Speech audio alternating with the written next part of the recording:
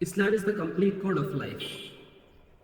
আল্লাহ রাব্বুল আলামিন তার বান্দাদের জন্য জীবনের প্রত্যেকটা ক্ষেত্রে নিরাপত্তা থাকার জন্য যা করা উচিত তা তার রাসূলের মাধ্যমে আমাদেরকে শিখিয়ে গেছেন। তো আজ আমরা জানব সকল প্রকার বিপদ আপদ থেকে নিরাপদ থাকার জন্য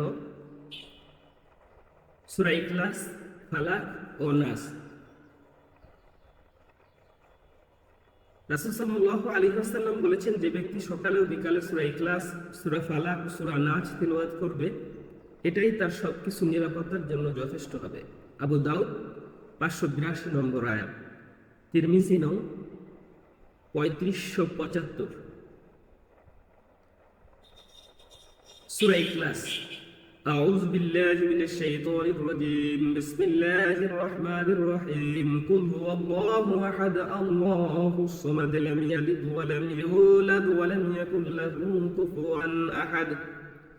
বলুন, তিনি আল্লাহ এক, অদ্বিতীয়। আল্লাহ হচ্ছেন সামাদ, তিনি কারো মুখাপেক্ষী নন, সকলেই তার মুখাপেক্ষী। তিনি কাউকে জন্ম দেননি এবং তাকেও জন্ম দেওয়া হয়নি, আর তার সমতুল্য কেউ নেই।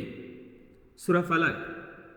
بسم الله الرحمن الرحيم قل أعوذ برب الفلق من شر ما خلق ومن شر غاسق إذا وقب ومن شر النفاثات في العقد ومن شر حاسد إذا حسد।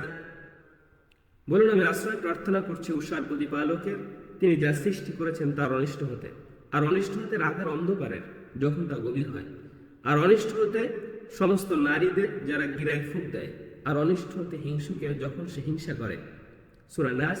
বিসমিল্লাহির রহমানির রহিম কুল আউযু বিরাব্বিন নাস মালিকিন নাস ইলাহিন নাস মিন শাররিল ওয়াসওয়াসিল খান্নাস আল্লাযী ইউওয়াসওয়িসু ফি সুদুরিন নাস মিনাল জিন্নাতি ওয়ান নাস।